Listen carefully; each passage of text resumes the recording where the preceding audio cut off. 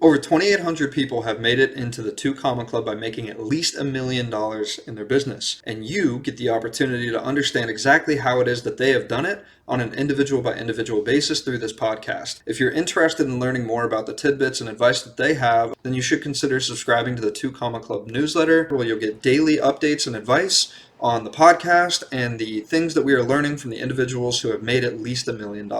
Just go to 2ccnewsletter.com or click the link in the description down below and subscribe. All right, welcome back to the 2 Comma Club podcast. Today, Chris Davison and I are joined by Preston and Lauren Anderson. We got to meet you guys at Bart Miller's event in Idaho, and it was a pleasure meeting you guys. How have you guys been since the event? Good. Yeah, good. It's been life's been great, crazy. It's all the things. That's fantastic. So, how did you guys get started in your entrepreneurial journey? And kind of tell us a little bit of the backstory of maybe how you guys met too.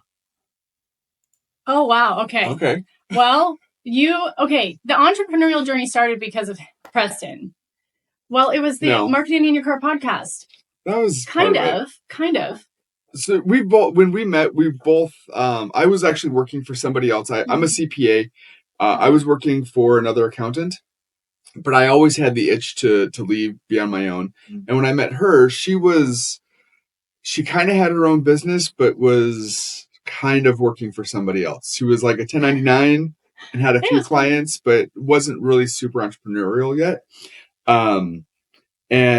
So 3 years after we married, we met. I met at a baseball game. We were introduced. It was amazing. We ended up together. We married 6 months later. Yeah. The day I met her, I knew I was going to marry her. Day after. Anyway.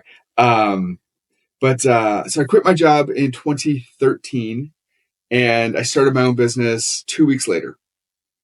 And it kind of just grew from there. And at first I thought, I'm just an accountant. So I just do accountant things. And I met my first coach in like 2016 who opened up an entire world to me of how to grow outside of the BNI, outside of that kind of stuff. And it really just started a journey of going through different ways to get clients, different ways to do things. But in 2019, we were at a 10X event with Grant Cardone, and I heard Russell Brunson speak, and I'm like, that's the community I want to be a part of. And so we joined his community, and and then he sent me to FHL. Yeah. So my whole background is in graphic design. We're total opposites. Complete opposites, right? I don't do numbers, and that's all he does, and he could not like draw or anything to save his life, right? But I'm the creative side, and so he's like, honey, come in and help me do my marketing and all of that. He sent me to FHL to do marketing. And I learned that I was like, I don't know what I'm in for. But that was my first introduction to that it's like, I don't know, the magic, the fire that is like the ClickFunnels community and entrepreneurship. And I had done my graphic design business, for a while. But at that time Micah had been in the hospital. So yeah, our youngest in 2015 was born with like 6 congenital heart defects. Yeah. And so during that time, she stopped doing her business. She like fired all of her clients. She couldn't handle it because she was basically nurse mom, and it was a 24/7 job. He had 3 open heart surgeries, was in the hospital, nearly died a couple of times. Pretty just crazy, awful story. But during that time, one of the things that she did to kind of help her sanity was she started baking cookies. Yeah. I was introduced to cookie decorating, like sugar cookies, the pretty ones you see on magazine covers that look like artwork, right? And so, and I remember seeing those kind of decorated cookies on the covers of Martha Stewart magazine when I was, growing up and in college. And I thought, oh my gosh, like I wonder if I could ever do that. And I forgot about it for a long time. And then my mom, who's also very creative, I was our son's main caregiver, right? We were in and out of the hospital. Preston was working and I was trying to keep the whole, the house together and keep my kid out of the hospital and meet, we have 2 other kids as well who are older. And my mom could tell that I was needing some sort of outlet. And so as moms do, they come in and they're like, hey, do you want to, check this out? And she introduced me to airbrushing on sugar cookies. So like airbrushes that people use to paint graffiti or like decorate big old cakes and stuff. You use that airbrush with edible paint and you can airbrush sugar cookies. I thought it was the coolest thing. That's what, I dove right in and I was like, I got to learn more about this. And so I consumed a lot of hours of like teaching myself how to bake and decorate the perfect sugar cookie. And this was my outlet, right? Like, so this is what it's what saved her sanity. Have something else to do besides just like the stress of, my kid, he was on oxygen, not just oxygen, but like mass. He had all sorts of treatments and medications, and it was a lot to keep up with. So I didn't know that I needed it at the time.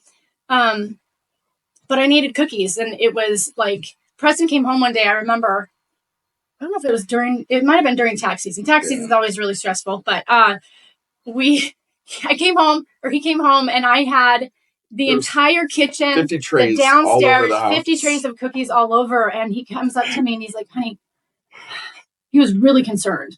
And he goes, honey, it seems like you're just trying to escape everything. And I was like, yeah, I am. Like, absolutely. This is my happy place because life is hard. I love you. I love the kids, but life is hard right now. And this is the only thing that is making me feel happy. Yeah. So from there, I started to sell my cookies because when you start decorating cookies, it just happens. People want to buy cookies for their event too. So I started selling them. And then Preston came to me as the numbers guy that he is, and he burst my bubble and he said, well, you're not actually making any money. And I'm pretty driven, right? Like I've got this entrepreneurial spirit. I just, in the beginning didn't know how to manage it or how to like nurture it. And he told me that I wasn't actually making any money. And I thought, that's impossible because I'm putting in so much work and I'm putting in so much time and I've got people paying invoices. Well, I was spending money on cookie cutters and supplies and like it was filling my cup. She learned the difference between revenue and profit that day. But I was like, well, this makes me mad because like I want my time and effort to be worth something. And I want to be able, my main driving factor at that point was to be able to shop at Target and buy anything I needed or wanted for my kids without like needing hand-me-downs or looking at the price tag. Like that was my goal, right? And I was like, how do I make that happen? Because when he told me, hey, you're not making any money, it burst my bubble. I was like, I got to figure this out. That fire started. I was like, no way. I'm not going to let this like get me. I love doing cookies. There's got to be a way to make more money with it and like have fun with it. So from there, so that's when we got into like the Russell stuff. That's when we got into the Russell stuff, funnel stuff, right? Funnel. And when I went to FHL, I remember Russell talking from stage and talking about the who, not the how. And I was like, that's it. I went home and I told Preston, honey, we need support. We need like the who's to build this thing. And I had this vision in my head, but I was really bad at articulating it. And he's like, well, you don't have the money for that. And I was like, oh, well, that's not what I want to hear. And then I figured out a way I knew I had to reach more people in order to, kind of accomplish this purpose that I felt like I had. I was like, okay, this helped me, right? Cookies helped me. How do I share it with other people?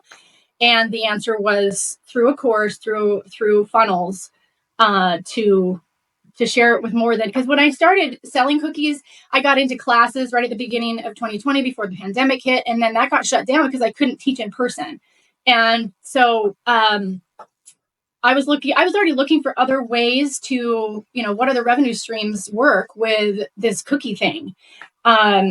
Besides just the labor of making them and selling orders that, you cap out. And so I figured out that I had to teach people how to decorate cookies. I could reach, millions of people instead of just my local area. So that's how that started. That's that funnel, the cookie camp. I launched Cookie Camp in June of 2020. after I'd procrastinated for a significant amount of time, right? Because I came back from that FHL and Preston was like, well, are you actually going to do it? Okay, so you remember how I found Russell at 10X?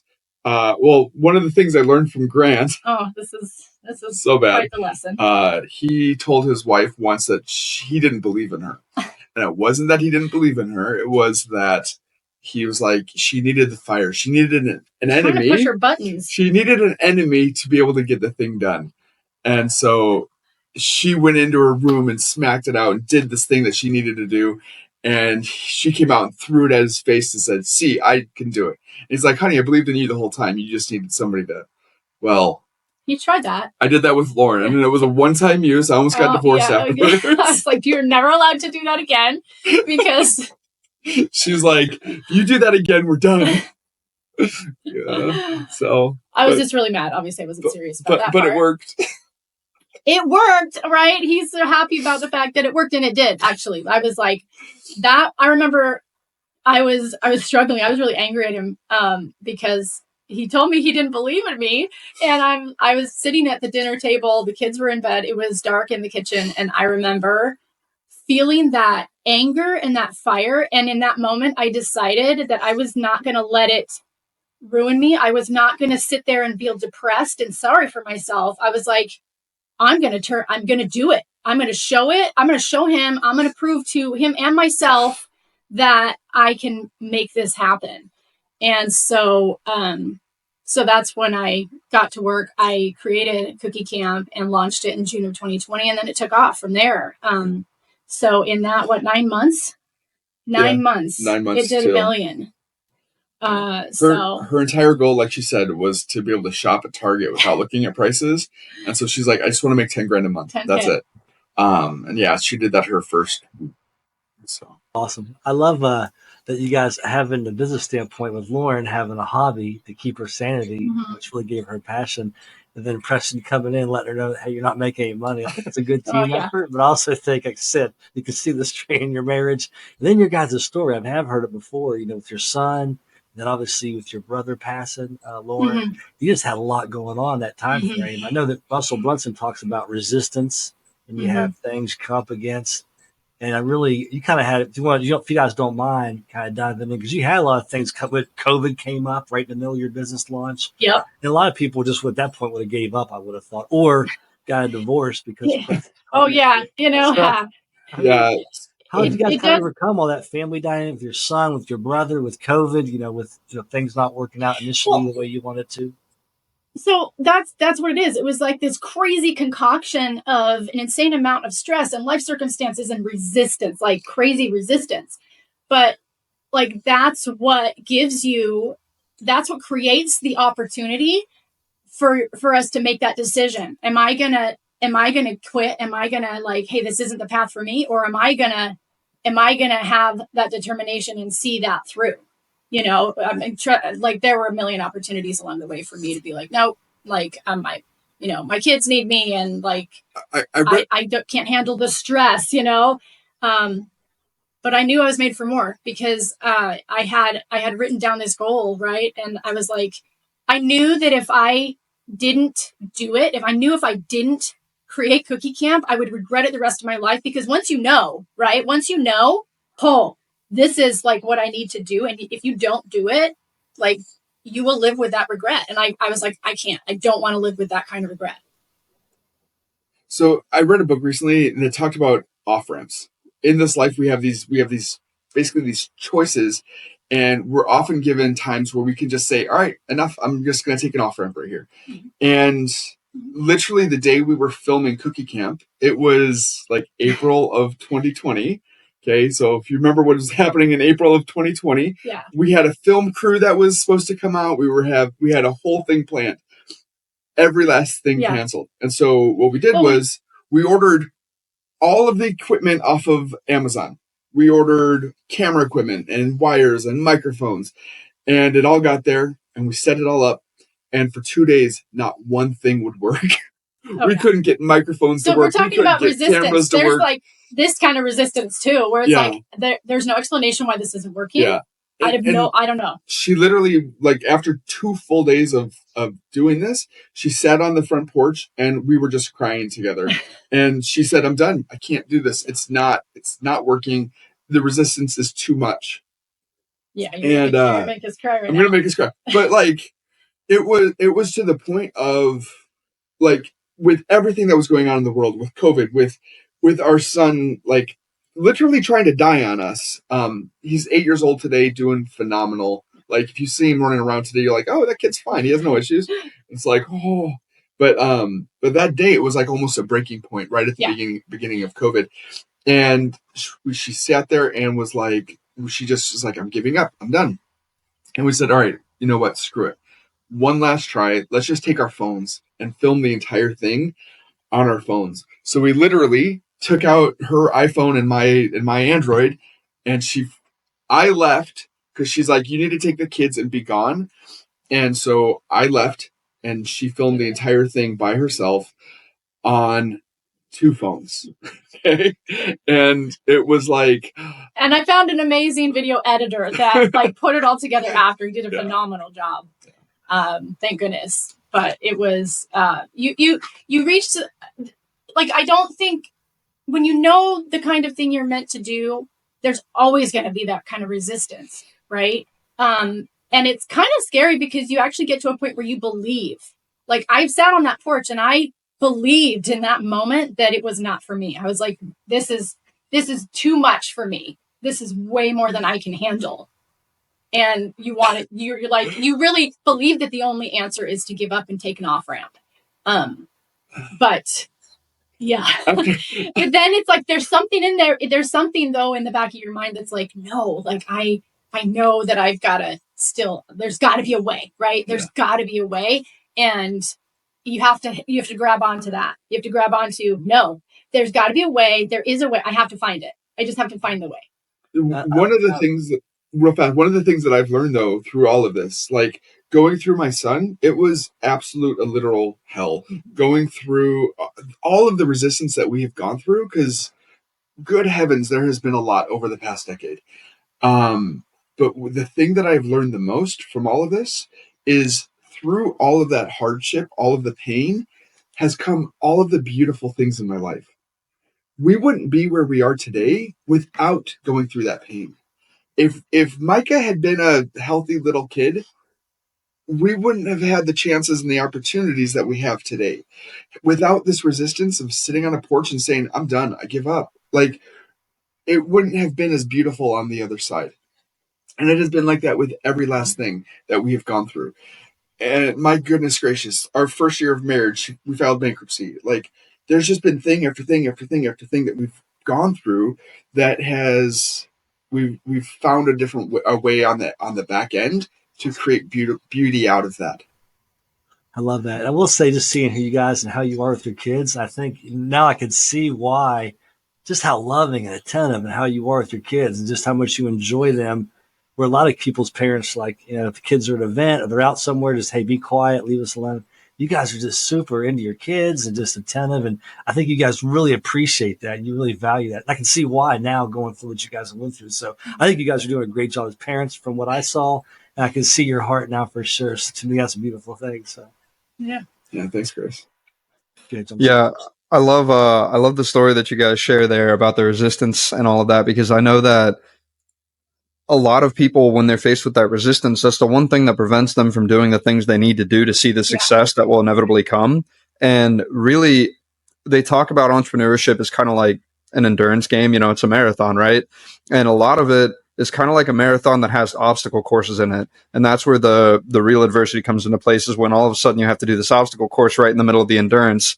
And I heard this thing recently in a motivational YouTube video that I was listening to, where they basically talked about the idea that when that resistance hits, like, this is the moment where people quit. And so it's the best opportunity to buckle down twice as hard and send it, because that's where you're going to get ahead. And your story perfectly illustrates that. So I'm grateful that you guys were able to overcome all of that crazy resistance and share your story with us about that. So on more of a deeper business note, in terms of how it is that you guys were able to start putting the course that you guys built out there to the public, what were the methods that you guys were able to do that with? Ads. Yeah. So We did. Well, we did launch Cookie Camp with ads. So Yeah. I were actually my very first coach, Stephanie Dove Blake, the amazing Stephanie Dove Blake, helped pull Cookie Camp out of me and put it in a format, right, that was to be able to learn from, but package that up, creating the funnel so that people could understand what it was, but like the story behind it as well. And then we did launch it with ads. And so we did the $1,000 test, ran ads for a few days to see if it was going to work, what was going to work. And in 2020, we were kind of going broke. Like my entire, I had just sold a business and restarted over. And so I basically had almost no clients, and like we were living off of the money that from my previous, the sale of the business. And in like June, we were like, all right, we're going to run out of money in 2 months. Yeah. And we had people telling us you're insane for spending this money on ads. They're like, well, you're just going to throw money at Facebook, and if it doesn't work, it's just gone. And I'm like, oh, okay. I knew it was going to work. I was like, I don't care. I actually shut off. I had to separate myself from everyone because I was like, I know that this is going to work and I need to do it. Like, we're doing it. And the only thing that mattered at that point is that Preston and we were on the same page. We were like, nope, we're doing this. And so we were in the 2CCX program as well. So taking the knowledge that we learned about how to put this together and what needs to go in the funnel and like how to run traffic to it. That's the biggest piece, is getting your traffic there. So we did start it with ads. But then I started building more classes and offers on that as well. Like my whole value ladder started immediately. It wasn't just Cookie Camp. I was already literally starting to build additional classes that is now a big membership. So yeah. Yeah, it's about getting those eyeballs to your page, essentially. So you can have the best funnel in the world, and if nobody ever visits it, it's like, okay, cool, that's great. Yeah. But I think nobody's buying. Like I've seen a lot of entrepreneurs get so wrapped up in the building of it that they don't even get to the traffic. Like there's so much resistance in the building up, and it's like, hold on, like what is it called? The ugly baby, right? Yeah. Get it out there. Like it was not perfect, right? Like my very first funnel and the whole offer and everything, man, it was far from perfect. But I did what Russell said, and I did what I learned in the 2CCX program, and combined with what he knew about numbers, it worked. It worked. It worked enough to get going, right? And like, it's not been smooth sailing the whole time. Like, gosh, no. like you kind of brought up, her brother passed away 2 years ago, and during that time, it was insane. We had an event that we had planned, and just more resistance has come our way. Just than it's a lifetime's worth of resistance that we've had. Anyway, so in 2022, what we learned was, ads are great. They're wonderful. But when you turn them off, all traffic stops, right? You don't get residual traffic from ads. You spend $1, you make $2. That's wonderful. But the second you stop spending, you're no longer making money basically ever again. And so like in a 3-month span, her brother passes away. We ended up having to cancel an event that we were going to do because it was just, it was too much. There was too much going on. And we ended up canceling that event. Our original budget was $150,000. We ended up having to spend almost $300,000 to not have it. Okay. And it was like, oh, there goes all of our money. Great. Yay. We lost so much goodwill with our clients. And then in the midst of that, Facebook says, hey, we're going to close your ad account. everything all at once. But all at once. You mentioned our customers, right? So a big piece on the business side, right, of where so much of our continued traffic came from was I immediately started building a community. So I had a few hundred Instagram followers, right? I was not, I did not have organic traffic at all. But I started the Facebook community that's called our Rockstar Cookier Society, right? We have a couple different communities now, but that was where I poured more of my time and attention into.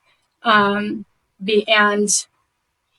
remember, because I wanted to be able to connect with these people that were taking my program, but also from a strategic business side, like those are my people. Yeah, those are people. And so I still now continue to pour so much time and attention into our groups and our community. Yeah. And that kind of leads into my next question. You guys kind of hit, like, I know you guys started out, so you had the idea, you kind of got a coach to help you frame the idea, put the course together, and then the ads, like you said, are great as long as you're spending the money. So what was the kind of, how you kind of alluded to it, I think a little bit, but how did you nurture that? So once you get an ads, a kind of community you built, how are you nurturing that community? How are you growing that community? Even today, how are you doing that? Yeah, I had started by doing, one, not being afraid. I was really personable in there, like not being afraid to share, like I'm a real person and I'm interacting with them in there. We call them UGBAs. I actually had somebody told me about this. Lauren Golden did I think she still does this in her groups too, but these versions of their live, right? They do a live stream, and I was doing it every week. So every week I would get on and I would do a live stream. I would update them on all the new stuff happening at Lolly's. I would drop a gem. So that's what the G stands for. Basically, I would do a tutorial, or I would show them, how to fix an issue with their cookies or their icing or something. And then I would connect with them and share something that would help them be more awesome doing cookies. Yeah. And so it's update gem, be awesome. Yeah. Anyway, so that's our version of a live, and I would do those weekly. I don't do them weekly right now. I do a monthly, we call it our cookie mixer. So it's, but I do it, that one is more public. So I stream that one onto my page and all of my groups, because we get a lot of new people, interested. And so I do that monthly public mixer. And then I do, either 1 or 2 live stream kind of tutorials per month in my, more private community. That's fantastic. I love hearing that. So if you don't mind me asking, about how many people do you have in your community currently? We have 20,000 plus now. Across the there's probably 25. Yeah, there's 30? Probably 25 to 30,000 in all of our groups. And yeah. Did a lot of that traffic come from the ads, and then you converted them using the different challenges and things? Yes. Okay. Do you guys do any referral items as well, where you get other people in there using referrals? We have tried. Oh yeah, we have done the affiliate a little bit. The first time we launched it was for our community to become affiliates. We had a lot of interested people, but I didn't have the strategy and kind of bandwidth and team to make more, to really run that as an affiliate program. But currently we have, partners and some JVs that, we're nurturing. And so, yeah.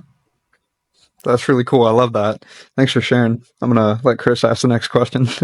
I'm just real interested because I just think, I'm a guy. First of all, I do love to bake. So I just want you to know I do love baking. My stomach is, I'm a runner, so I got to be careful with that. But obviously, I see the value of what you're doing. And with COVID, just kind of really happened almost naturally for you guys. Mm-hmm. You had a ton of resistance. What kind of walk me through the value for your customers? Obviously, people can bake, they can go online, get recipes.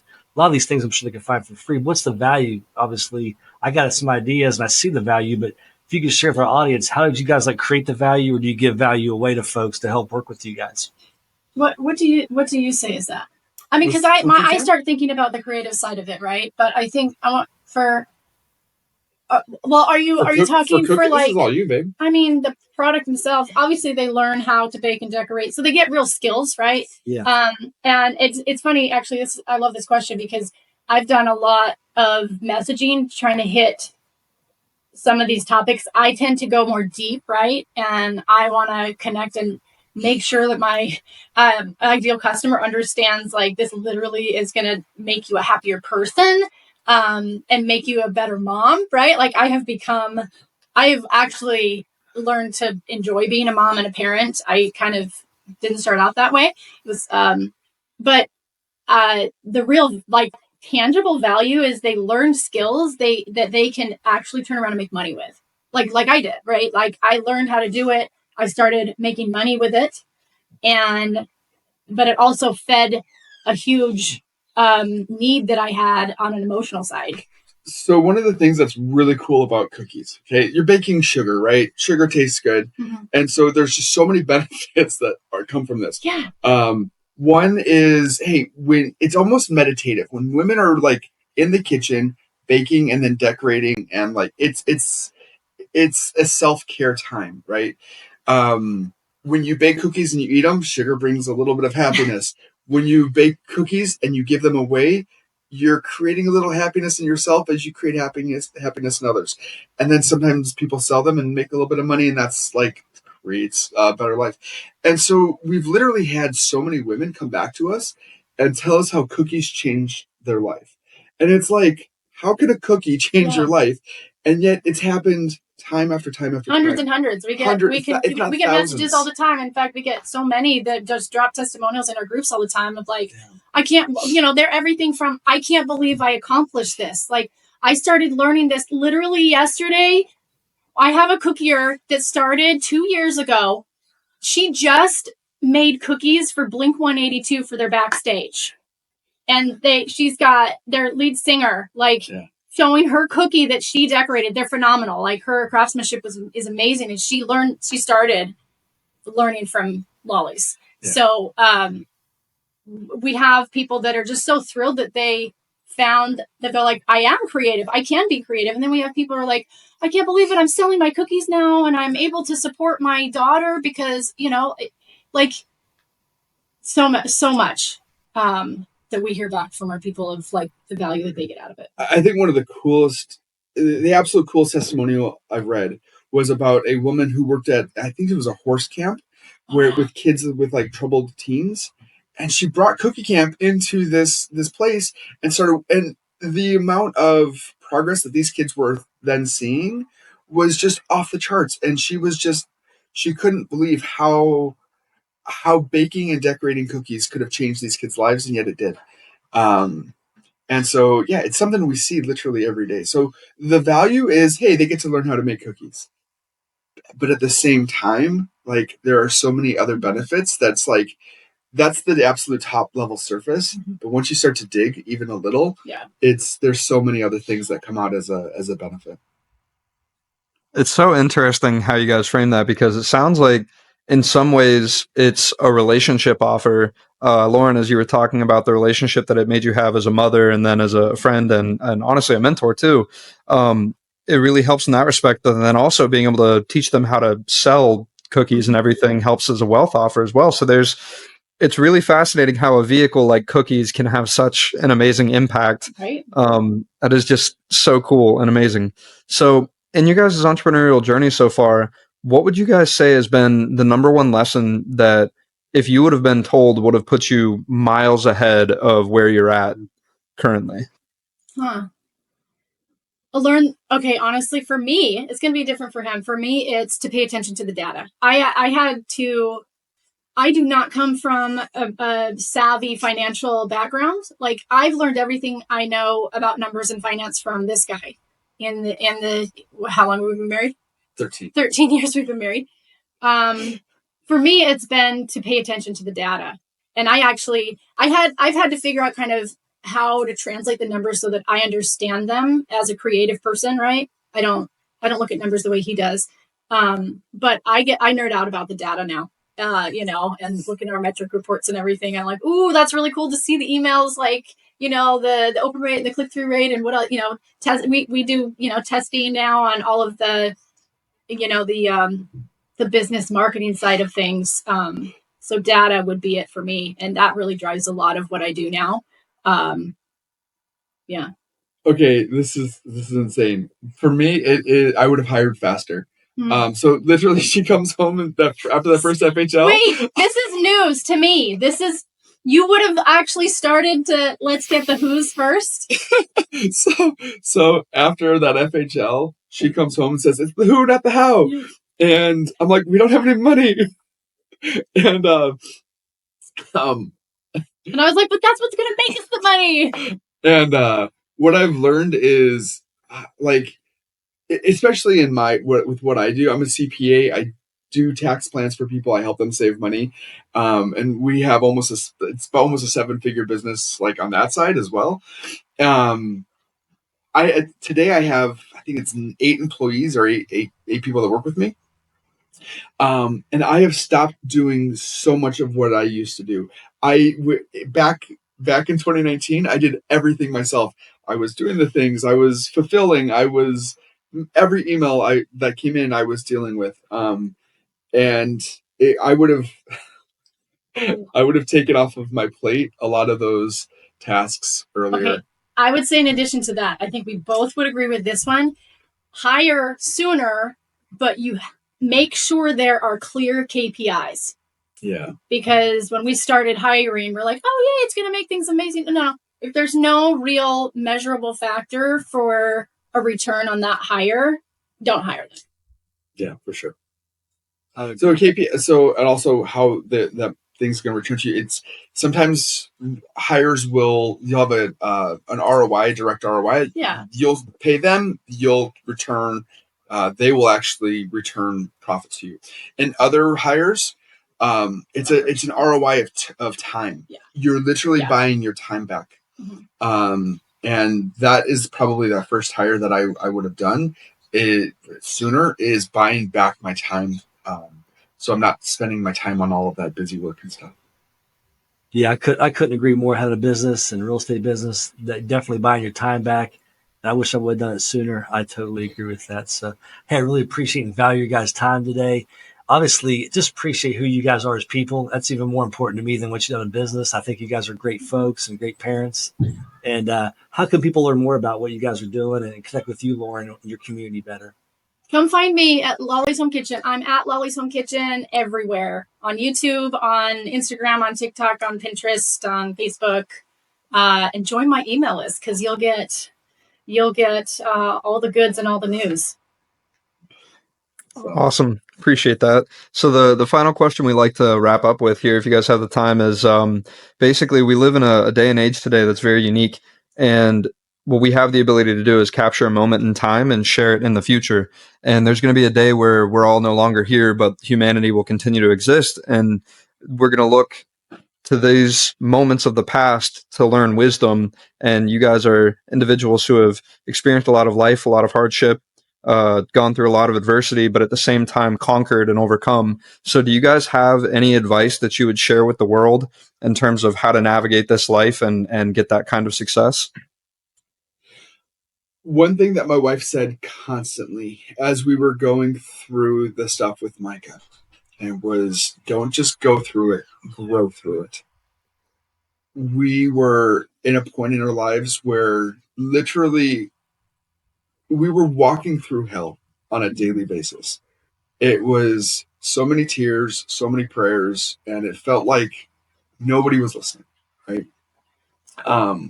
I literally had people coming into my life and telling me, hey, when I think my life is hard, I look at yours and say, oh, mine's not so bad. And but if you are able to kind of take on those challenges and allow yourself to grow as a human, as a couple, like, we are stronger today than we ever have been. But throughout that time, but we've chosen that. It's a choice, and you have to choose to grow. One of the our marriage was falling apart. Absolutely, 100%. We were on the verge of just being done because I was so stuck in my head that I couldn't get out, and it was like pulling us back. And she had to like take a sledgehammer to my ego and help me to realize that I needed to grow. And so it's grow through it. Don't just go through it. I love that. Thank you guys for sharing. I really appreciate that. I mean, you guys' story is awesome. You guys are awesome people as well. And I think it's because of your story is why you guys are who you are. So thanks so much for sharing with us today and for our audience. Yeah, Thank you. So great to be here.